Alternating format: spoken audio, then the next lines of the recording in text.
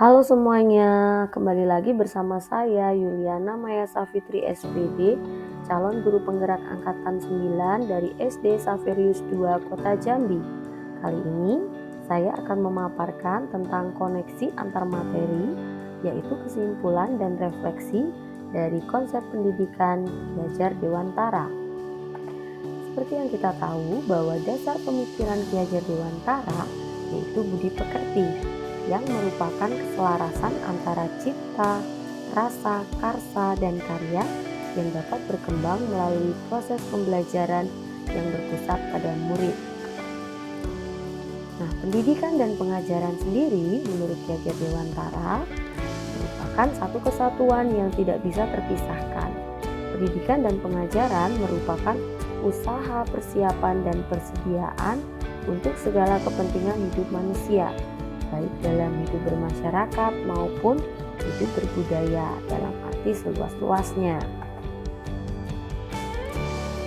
Ki Hajar Dewantara juga menjelaskan bahwa pendidikan adalah tempat persemaian benih-benih kebudayaan dalam masyarakat. Kebudayaan yang dimaksud adalah sebuah peradaban, sebuah cita-cita masyarakat dengan adanya pembentukan nilai-nilai karakter. Dalam pembentukan karakter, murid berbudaya sesuai dengan nilai-nilai Pancasila yang kita kenal sekarang dengan profil pelajar Pancasila. Nah, nilai-nilai ini tentu ada kaitannya atau ada koneksinya dengan adanya budi pekerti tadi, bahwa budi pekerti itu juga mengajarkan nilai-nilai karakter. Nah, selanjutnya pemikiran sebelum mempelajari modul tentang konsep pendidikan Ki Hajar Dewantara. Sebelumnya, kami selaku guru itu masih banyak yang beranggapan bahwa pembelajaran di kelas itu memerlukan peran guru yang sangat dominan. Murid mendapatkan banyak pengetahuan dan pembelajaran hanya dari gurunya. Lalu pemikiran yang kedua, kami selaku guru juga masih banyak yang beranggapan bahwa pembelajaran di kelas itu harus dilaksanakan sesuai dengan tuntutan kurikulum. Bahkan seringkali kita tidak peduli dengan kesiapan murid itu sendiri. Nah, namun setelah kita mempelajari modul tentang konsep pendidikan Ki Hajar Dewantara, kita menjadi tahu bahwa yang pertama, guru bukanlah sumber utama atau satu-satunya tentang pembelajaran. Artinya, guru bisa sebagai pamong yang menuntun dan mengerahkan segala potensi yang ada pada diri murid menjadi hal yang akan bermanfaat untuk kehidupannya.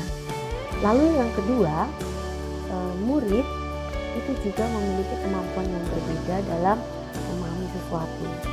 Maka tugas guru adalah mengelola pembelajaran agar setiap murid dapat melaluinya sesuai dengan kemampuan dan gaya belajarnya. Lalu guru juga harus bisa memberi mereka ruang kreativitas belajar yang berbeda, sehingga mereka akhirnya dapat menemukan sendiri arti merdeka belajarnya itu.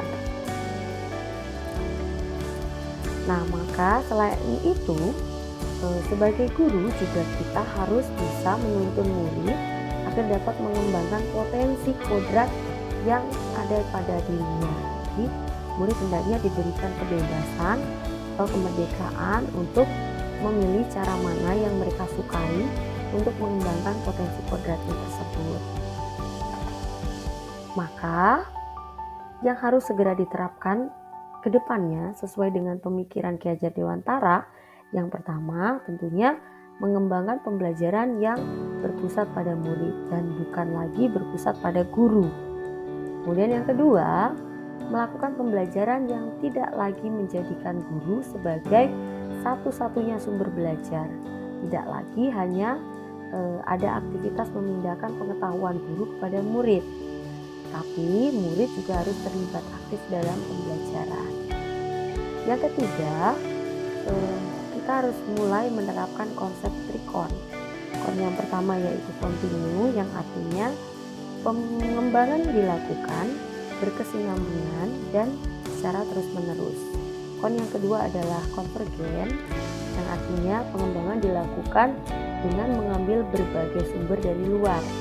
Kon yang ketiga adalah konsentris, yang artinya pengembangan pendidikan adalah menuntun tumbuh kembang anak secara maksimal sesuai dengan karakter kebudayaannya sendiri.